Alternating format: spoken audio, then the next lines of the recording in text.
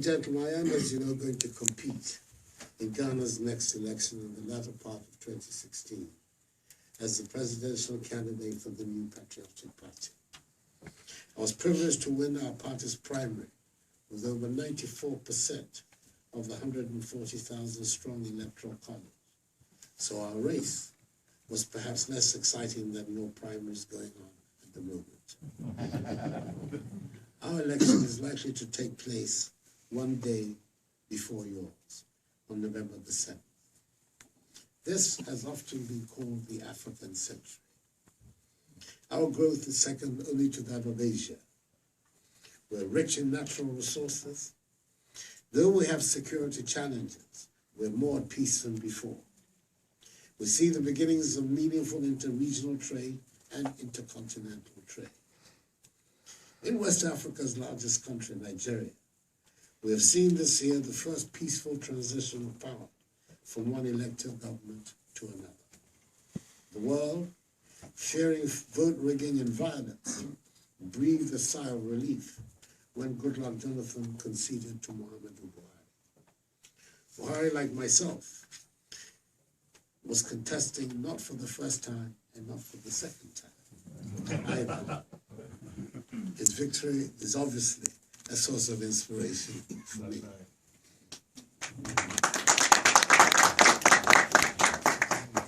The whole of Africa is praying for President Buhari to succeed in the three main things that he set out to do: successfully countering the security threat from Boko Haram, instilling public sector discipline, and radically tackling the culture of corruption, and transforming the economy of oil-dependent Nigeria. My own country is often held up as an example for the rest of Africa to follow. Our democracy is young. The first elections of the Fourth Republic took place in 1992, like here, with two main political parties, the NPP, my party, and the NDC, the incumbent. At the height of the Cold War in 1961, when authoritarian rule was beginning to rear its ugly head in post-colonial Ghana, Joseph Boakai Dankwa, the founder of the Ghanaian liberal democratic tradition, defined the goal of the United Party, from which the NPP descends, in the following terms, and I quote: "Our duty is to liberate the energies of the people for the growth of a property-owning democracy in this land, with the rights to life and freedom and justice as the principles to which the government and laws of the land should be dedicated to, in order specifically to enrich the lives, property, and liberty of each and every citizen." Unquote.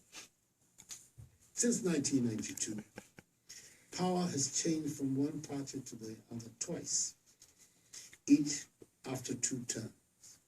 Next year marks the end of the second term of the NDC. What is different, however, is that even though 2016 marks the end of the second term of this NDC government, the current president took office in July 2012 after the sad death of President John Addo. This, it can be said, ups the stake, with the president desperate for a second term, yet pulled down by his own government's unimpressive track record since 2009. Nigeria showed the way last April, and we hope this will turn out to be a lesson that Ghanaians can learn from our neighbors. The change is sometimes needed after just one full term. The stakes are certainly high. The calls for change in my country continue to increase. Let me explain some of the issues informing this clarion call. Ghana's public debt has shot up 1,000% in less than 7 years since the NDC took office. This year, we're spending nearly $2.5 billion to service interest payments on our debt alone. That same figure represented our entire debt in 2009. Over the last 3 years, the social and economic lives of the people have been heavily disrupted by severe chronic power cuts. The cost of this is estimated to be equivalent to 7% of our GDP, according to calculations made by the reputable Institute of Statistical, Social, and Economic Research, ISA, based at the University of Ghana. Corruption is perceived to be at an all-time high. Investor confidence is low. Unemployment is worsening as businesses are folding. Cost of borrowing is at 35%.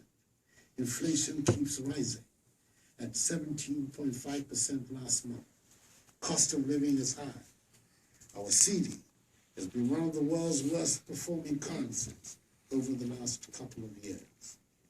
Depreciation and our inability to pay our bills forced Ghana, oil-producing Ghana, to apply for an IMF bailout last year. This has put a 10% cap, wage increases, way below the rate of inflation, making people poorer, and a cap on public sector hiring as well. Perhaps one of the most perplexing state stories in the last decade or so is how did it all go so spectacularly wrong for Ghana? As the Bloomberg story captured it earlier this year, I quote, "Ghana's success story goes dark," unquote. Even we in opposition did not think our competitors could cause this much damage, could bring us to a point this low. What is frustrating for the Ghanaian people is that we believe it is all in essence avoidable. We believe we have what it takes to make Ghana work again.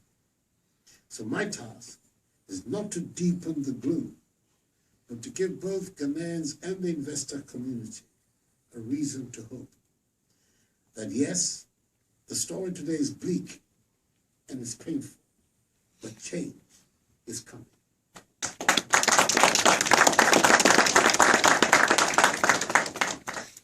But it is also that option of being able to change which some of us fear is being threatened.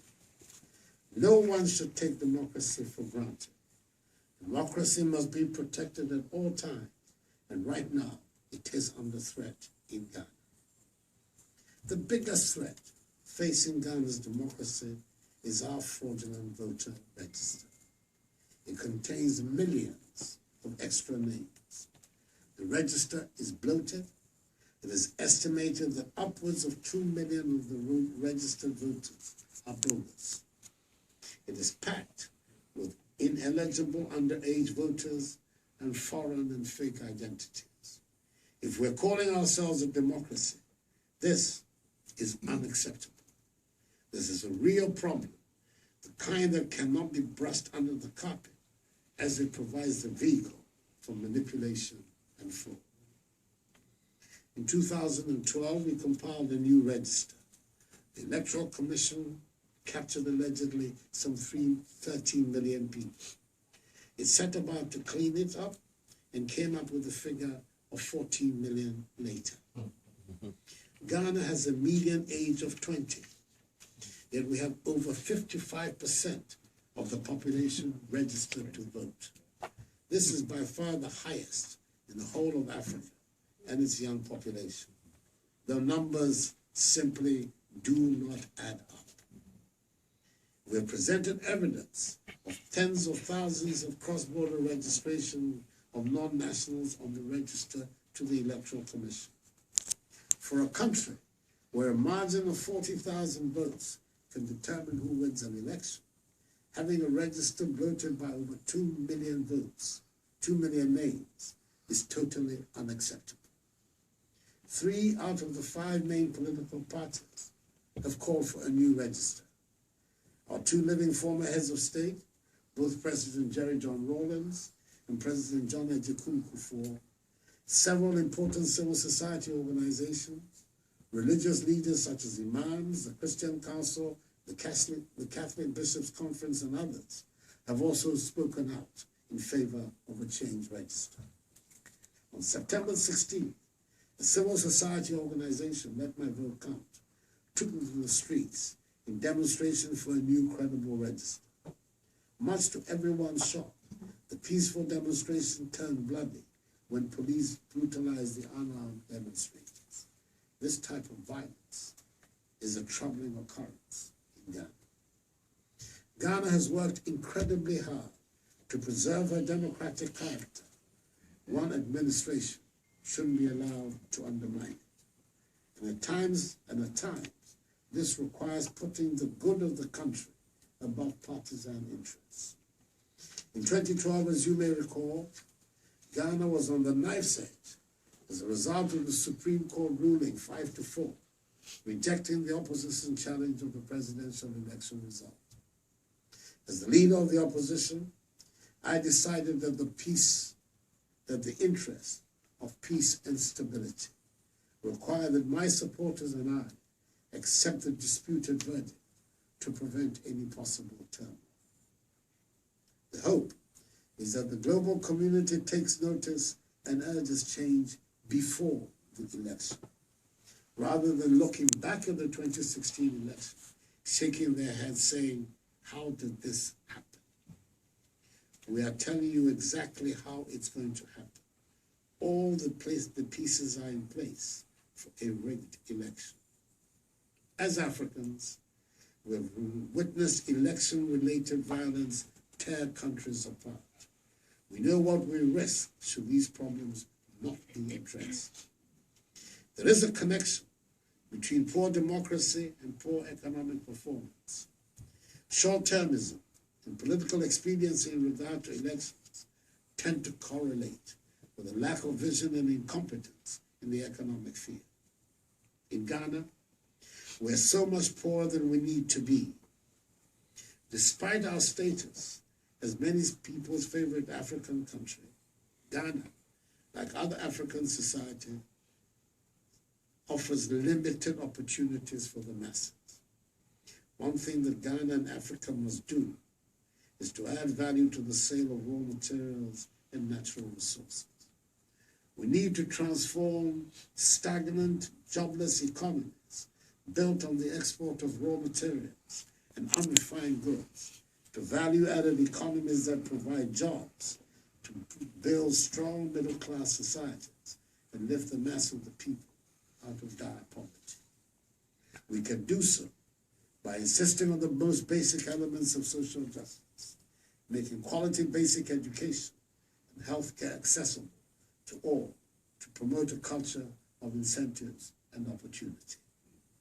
In East Asia, I see three key things that allow the economies to develop so spectacularly: modernizing agriculture, a clear industrial policy, and rationalizing the financial sector so that it supports growth in agriculture and growth in manufacturing and industry.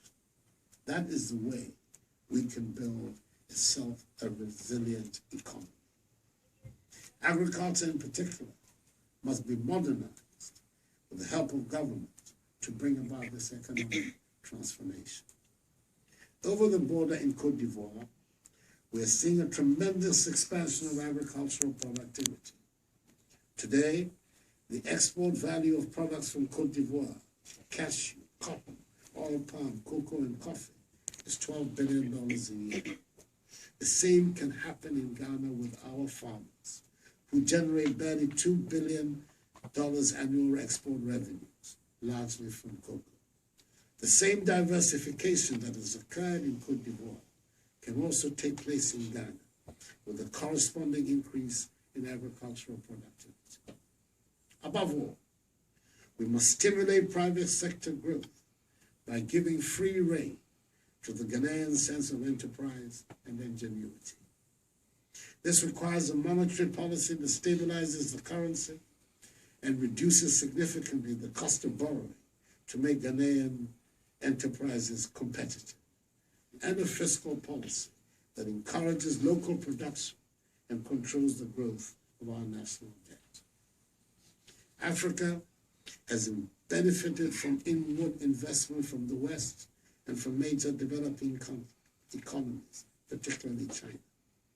But we must be careful to put these investments to the right purpose, which is to develop our infrastructure for the long term, diversify the economy, promote local production, and develop trade within the continent and within its regions. We must accelerate the process of regional integration of ECOWAS so we can create a genuine regional market of 350 million people, which is estimated to reach 500 million by 2030. Africans travel to Asia or America, Europe, to buy finished products for our local products.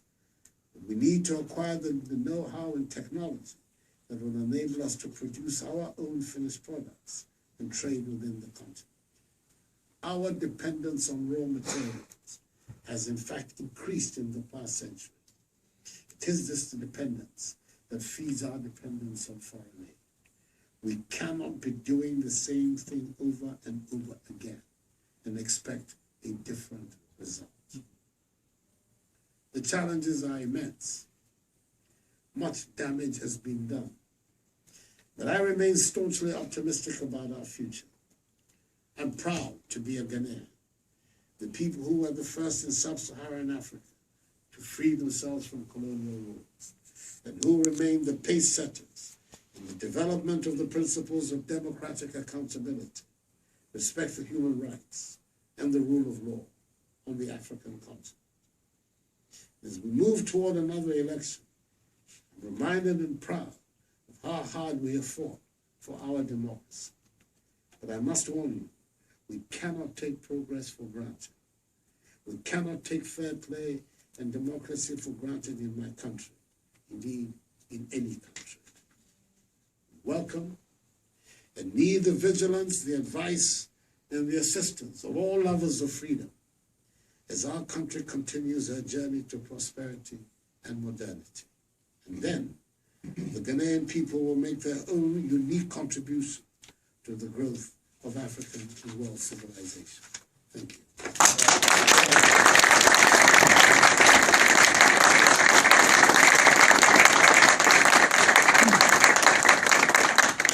Thank you very much, Candidate Nana. We have time for about 3 questions, so make them good ones. All right, and please, no speeches from the floor. So when I call on you, you'll get a microphone, ask your question, and then allow the candidate to answer. Yes, sir, you get to go first. Thank you. My name is Yaya Fanusi. I'm not going to say what I am going to. I want to ask you a question. Do you think that Ghana, the way it is, can sustain an exponential growth for free enterprise where you could scale your industry enterprises for private sector? Well, the simple answer is yes. Okay, we'll get you, sir, right here. Wait for the microphone, please. Thank you for giving me the chance. I'm from Ghana. I live here now, and I want to ask this question. The way the developed countries have their constitutions that play the ruling government and the minority, we all have greater share in the governance of the country. If you look back to Africa, for that matter, Ghana, if you are in the opposition or in the minority, you are not listened to. You only debate, but because they have the numbers in the ruling government, they carry every act. Is it possible for us to go back and fix in some of these things in Ghana? I have my answer, but I'll let you answer. I'm more interested in hearing you. Yeah. I'm hearing this winner-take-all concept, I think, is the matter that concerns him. I think that the circumstances of our country, there's some things that we can do to change the equation. I mean, for instance, it's obvious that now we need to give full democracy to local government in Ghana. There's absolutely no reason why district chief executives should now continue to be the appointees of the president. They can be elected by the local population. immediately it changes some facts, because you can be in opposition and yet be in control of several local governments across the country. It's possible that that could happen. NDC is in power, and yet local governments in the eastern region, Ashanti and other places are in the hands of the opposition, which fosters that sense of inclusiveness. Because I think that is what is taking place in the so-called developed democracies, that has allowed this devolution of power so that various people can also buy into it. I think that those changes are not just welcome, but they are necessary, and they are ones that have to be done. My own understanding is that government, if we were to come, would definitely amend our constitution to make it possible. We have time for one more question. He had his hand up first, sir. Right there. Yeah. Thank you very much, and good luck in your campaign. My question is that I'm very happy that you're making efforts to correct the bloated voters register. But if you look at representation in Parliament as a whole, you would see that, for example, in the NDC, they have MPs representing 3,000 people. And in the MPP, you have representatives representing over 50,000 people. It looks like there's a huge gap in terms of representation in Parliament. Is there any plan to bridge the gap? Because as it looks down, it's going to be very difficult for, say, the MPP to get majority in Parliament, looking at the way that the constituencies are demarcated.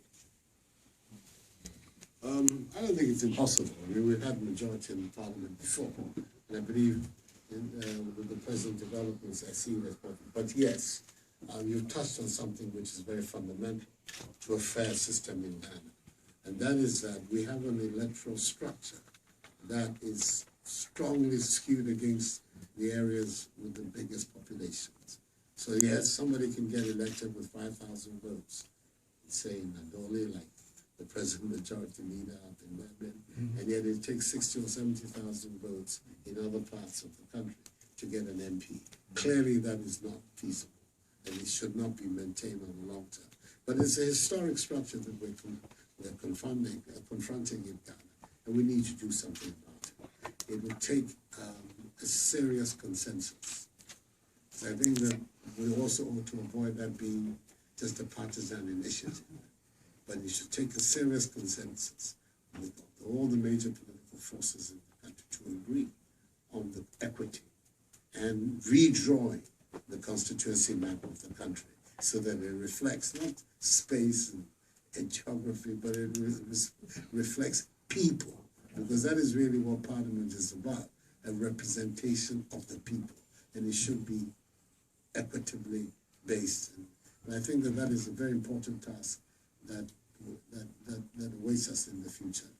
And my own attitude is that as much as possible, we should do this on an all-party basis.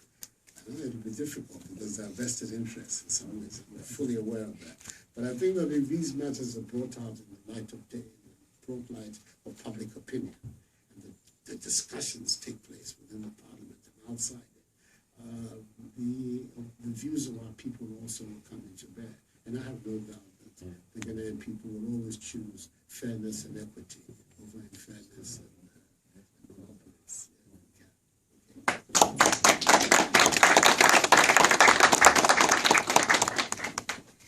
We have time for one more. All right, I've been given permission to do one more. Okay, I'm going to let you ask the question. All right. Hi, my name is John Vandenheuvel, and I own a farm in Ghana on Lake Volta in the eastern region, and I've been farming there about 5 years. We've invested about $4 million into the country in agribusiness. We've mobilized investment to expand the business, but we have reservations, serious reservations about expanding our commercial farming operation in the country. My question is, should I expand in Ghana or should I?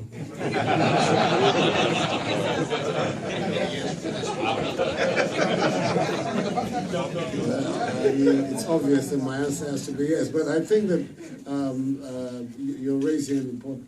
What would be interesting is to find out the nature of your reservations, because I think that is what will really allow us to fashion a proper. But I think, I mean, I can say something of the support that the state, the central government should give to agriculture and the development of agribusiness in Ghana is woefully inadequate.